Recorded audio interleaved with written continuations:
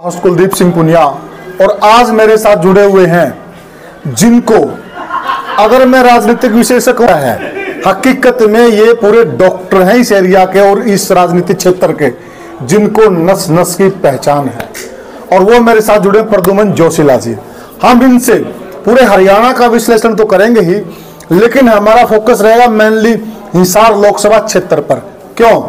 क्योंकि ये ऐसा लोकसभा क्षेत्र बन गया है जहां से पूरा देवीलाल परिवार चुनाव लड़ रहा है। जनता दुविधा में पड़ गई है माने किसे देवीलाल का असली विरासत समझी जा, कौन है असली उसका हकदार, ये जनता को तय करना है। तो जनता किसे चुनती है, इसका विश्लेषण हमें भाई साहब बताएंगे और भाई साहब पूरा विश्लेषण करेंगे। भाई साहब राम राम जी, बहुत बहुत नमस्कार। हम आपको स्पष्ट विश्लेषण दिखाएंगे हिसार लोकसभा सीट का। इसके लिए हमारे साथ प्रद्युमन जोशीला नलवा इस वक्त हमारे साथ मौजूद है, जो सभी पार्टियों के सभी कैंडिडेट्स को अच्छी तरीके से जानने परखने की कोशिश करें। इनसे जान लेते हैं। प्रद्युमन जी, मुझे ये बताइए कि अगर बात की जाए सबसे पहले जितने भी कैंडिडेट्स की अब तक घोषणा हुई है, 2 कैंडिडेट्स की घोषणा हुई है। जेजेपी की तरफ से जो है नैना चौटाला का नाम अब तक सामने आ रहा है, लेकिन घोषणा नहीं की गई है। कांग्रेस की तरफ से भी घोषणा नहीं हुई है। क्या कहना चाहेंगे सारे कैंडिडेट्स के बारे में, सारी पार्टियों के बारे में? देखिए मैडम, हिसार लोकसभा देश की वो लोकसभा बनने जा रही है जहां एक ही परिवार के 3 सदस्य आमने सामने होने जा रहे हैं। और हरियाणा प्रदेश के इतिहास में भी ये एक ऐसा मौका है जब चौधरी देवीलाल के जो राजनीति के वारिस हैं उनमें से 3 आमने सामने हो सकते हैं। 2 कैंडिडेट चुनावी मैदान में आ चुके हैं। चौधरी देवीलाल के बेटे चौधरी रणजीत सिंह चौटाला को भारतीय जनता पार्टी ने अपना प्रत्याशी बना दिया है, जबकि जो चौधरी देवीलाल के 2 नंबर के बेटे थे प्रताप सिंह चौटाला, उनके बेटे रवि चौटाला की धर्मपत्नी सुनैना चौटाला को इंडियन नेशनल लोकदल ने अपना प्रत्याशी बना दिया है। तीसरा जो प्रत्याशी आने की संभावना है वो है चौधरी देवीलाल के जो बेटे ओम प्रकाश चौटाला के लड़के अजय सिंह की धर्मपत्नी नैना चौटाला, जो वर्तमान में बारडा विधानसभा क्षेत्र से जेजेपी की विधायिका हैं। वो तीसरे प्रत्याशी आने लगभग तो देवीलाल परिवार आपस में सारा कूद पड़ा है, तो ये हिसार के अंदर ऐसा क्यों है? उसका सबसे बड़ा कारण ये है कि चौधरी देवीलाल का गांव चौटाला सिरसा लोकसभा क्षेत्र में आता है और सिरसा लोकसभा क्षेत्र रिजर्व सीट है। वहां से इनका परिवार चुनाव लड़ नहीं सकता। सिरसा के साथ लगती हिसार ही लोकसभा क्षेत्र है जहां से ये परिवार बार बार चुनाव लड़ता रहा है।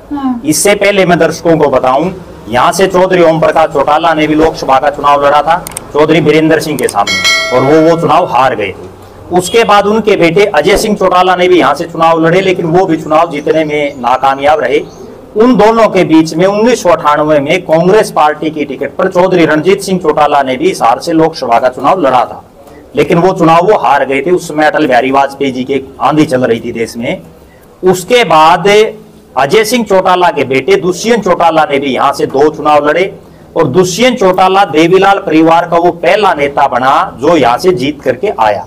इसके बाद वो अगला चुनाव यहाँ से हार गए 2019 में।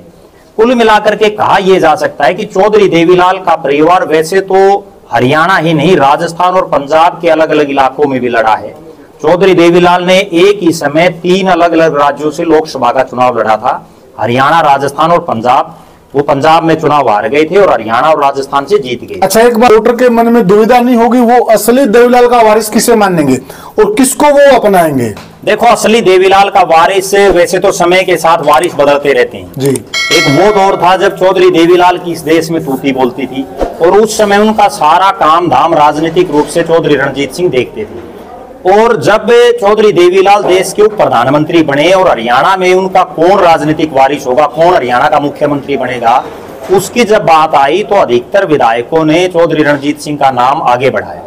लेकिन परिवारों में एक परिपाटी होती है कि परिवार का जो बड़ा बेटा होता है उसको ही राजनीतिक विरासत सौंपने की एक लगभग हमने हर बार देखा है, चाहे वो चौधरी भजनलाल का परिवार हो या और भी बहुत से ऐसे परिवार हैं। उसके बाद ओम प्रकाश चौटाला जी को मुख्यमंत्री बनाया गया।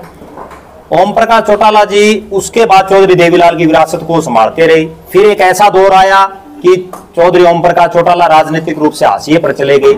आज वो जो चौधरी देवीलाल की विरासत है उसमें चौधरी रणजीत सिंह सत्ता में है। कुछ दिन पहले दुष्यंत चौटाला भी सरकार में हिस्सेदार थे। ये तो राजनीतिक वारिस समय समय पर बदलते रहते हैं और इनका फैसला भी जनता करती है। अच्छा, वोटर्स के दिमाग में ये दुविधा भी अक्सर रहेगी कि एक ही परिवार की दो बहुएं आमने सामने, नैना चौटाला सुनैना चौटाला, तो क्या देख करके वोटर जो इस बार वोटिंग करने वाले हैं? देखो, यहाँ सबसे बड़ी बात ये होती है, अगर चौधरी देवीलाल के राजनीतिक वारिसों की हम बात करें कि किसको देख करके वोट करें, भारतीय जनता पार्टी और कांग्रेस पार्टी दो राष्ट्रीय पार्टी हैं जिनके प्रत्याशी यहाँ से चुनावी मैदान में आने हैं, जबकि जो इंडियन नेशनल लोकदल और जननायक जनता पार्टी, वो हम ये भी कह सकते हैं कि एक परिवार की पार्टी, एक अक्षेत्रीय पार्टी, उसमें सिर्फ डिसीजन एक परिवार के लोगों ने लेना है।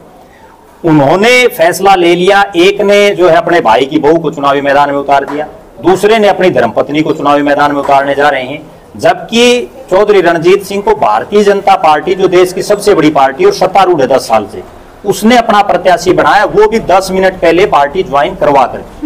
तो पहली जो जीत है चौधरी देवीलाल का राजनीतिक वारिस कौन होना चाहिए, वो राष्ट्रीय स्तर पर तो ये क्लियर है कि वो रणजीत सिंह को पहली जीत तो मिल चुकी है।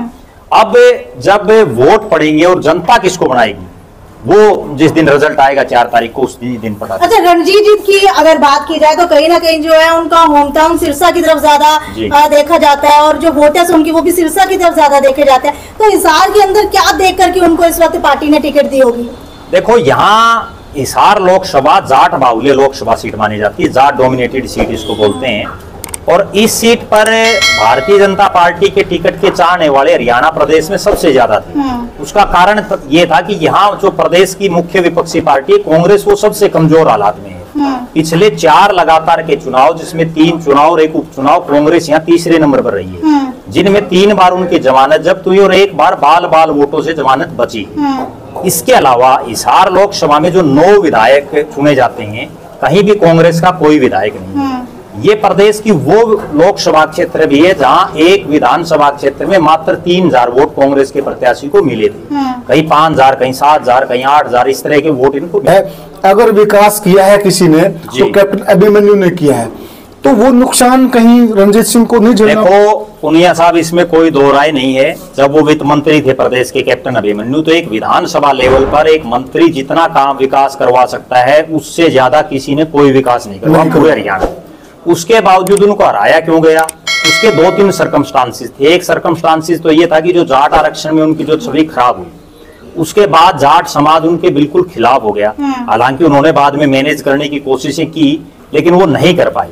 दूसरा, कुछ ऐसे कारण रहे कि मंत्री बनने के बाद लोगों से उनका कटाव बिल्कुल कट ऑफ हो गई, जिस वजह से उनकी हार भी हुई और इस बार भी टिकट नहीं मिली। अभी जो आपने पीछे जो प्रश्न पूछा एक और, जो चौधरी भजनलाल की विरासत का, चौधरी भजनलाल की विरासत थी बहुत बड़ी, लेकिन कुलदीप बिश्नोई ने उस विरासत को बिल्कुल सिकोड़ दिया और वो आज आदमपुर तक सीमित हो गई है। ये बड़ी कड़वी सच्चाई है कि चौधरी भजनलाल का परिवार 4 लोकसभाओं से हरियाणा में सांसद रह चुका है। हिसार, भिवानी, फरीदाबाद और करनाल से, कालका से लेकर के आदमपुर तक वो विधायक बनते रहे हैं। लेकिन आज ये नौबत आ गई है कि उनको अपने बेटे को जितवाने के लिए पूरी भारतीय जनता पार्टी को, जेजेपी को, निर्दलीय रणजीत सिंह को तमाम हथकंडे अपनाए गए, तमाम नेताओं ने वोट मांगे, तब जाकर के वो बड़ी मुश्किल से वो चुनाव जीत पाए।